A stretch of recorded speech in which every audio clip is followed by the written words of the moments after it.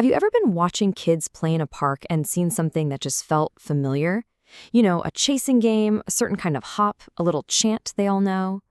Well, what if I told you that the same games you played are being played right now, in almost the exact same way, by kids on the complete other side of the planet, in cultures that haven't had any contact for thousands of years? So what's going on here? Let's dive in.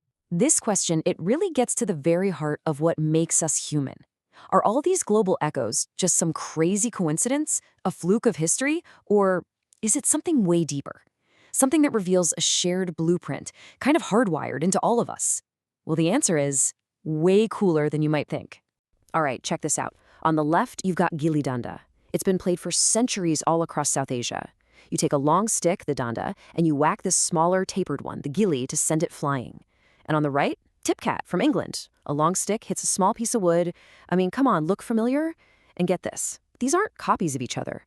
They're like parallel inventions, born from the exact same human impulse. Or how about this one? This is Lungadi from India. It's basically tag, but with a twist. The person who's it has to hop on one foot. So you take this super universal game, tag, I mean, we've all played tag, right? And you add this one specific rule, and it just, poof, appears. You see the pattern here, right?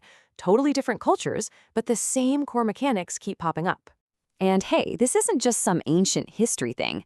Look at Chungi from Nepal. The whole point is to keep this ball, which is made of rubber bands, in the air using only your feet. Sound familiar? Yeah, it's basically a dead ringer for hacky sack, which leads us to the big question.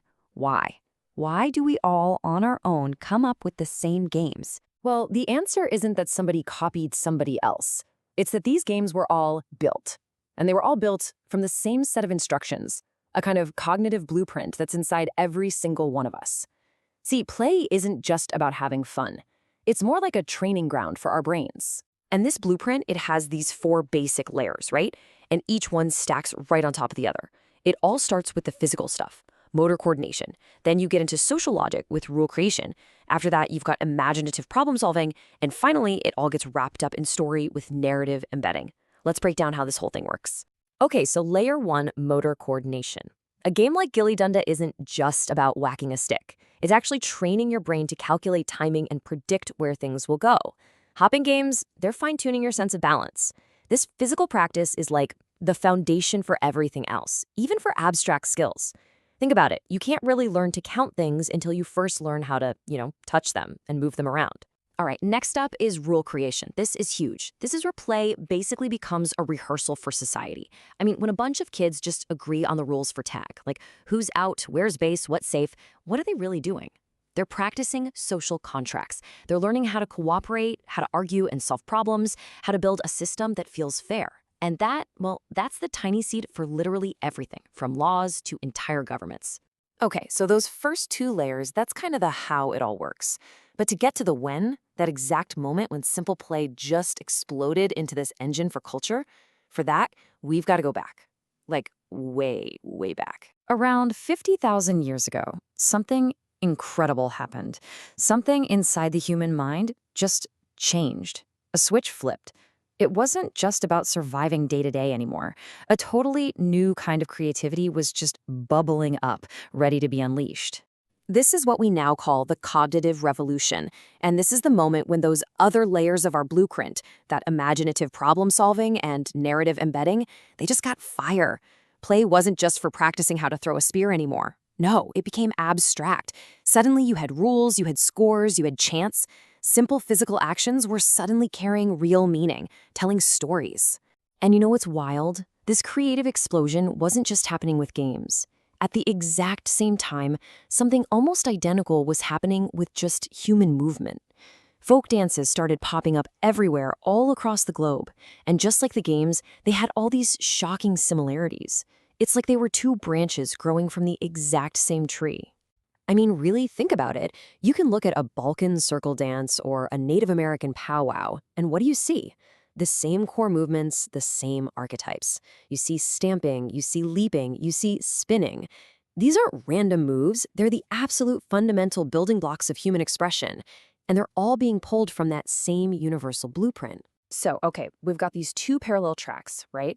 Games on one side, dance on the other, but they're both growing from the same cognitive roots. This next slide, this is the map of that whole journey. This is where you see it all click into place. Okay, this chart is just incredible. Look at this. It shows how for literally millions of years, games and dance evolved side by side. They were driven by the same basic needs. But then, look at that jump, right around 50,000 years ago. All of a sudden, you have symbolic scoring in games, and at the same time, you have mythic gestures in dance. So what was driving both? Memory anchoring. This wasn't just play anymore. This was the birth of cultural storytelling. This was the springboard for everything from early writing to our greatest myths. So here's the big takeaway, the really crucial point. These things, playing games, dancing, they weren't just fun little pastimes. They were the gym, the classroom, and the laboratory, all rolled into one for the human brain. They were the essential tools that literally shaped us into who we are today, these complex, creative, social creatures. So where does this all leave us? What's the big idea we should walk away with? It's that we need to totally rethink what play even is. It's not some silly distraction from the serious business of life. No, in so many ways, it is the serious business of life. This quote really says it all perfectly. Play, whether you're competing or just expressing yourself, it wasn't just incidental to culture, it was foundational. It wasn't a footnote in the story of civilization, it was chapter one. And the echoes of these ancient patterns, they're absolutely still with us today. You see them in every pro sport rewatch, every time we go out dancing, every single time a kid just invents a new game on the spot. They're like the invisible architecture of our creativity, and they're the glue that holds our societies together. So the next time you walk by a playground and you see a game of tag or hopscotch or even just a group of kids making up some new rules as they go, just stop for a second and watch. Because you're not just watching kids play, you are witnessing a ritual that is tens of thousands of years old. You're watching a story of human ingenuity, of connection, of creativity, being told all over again.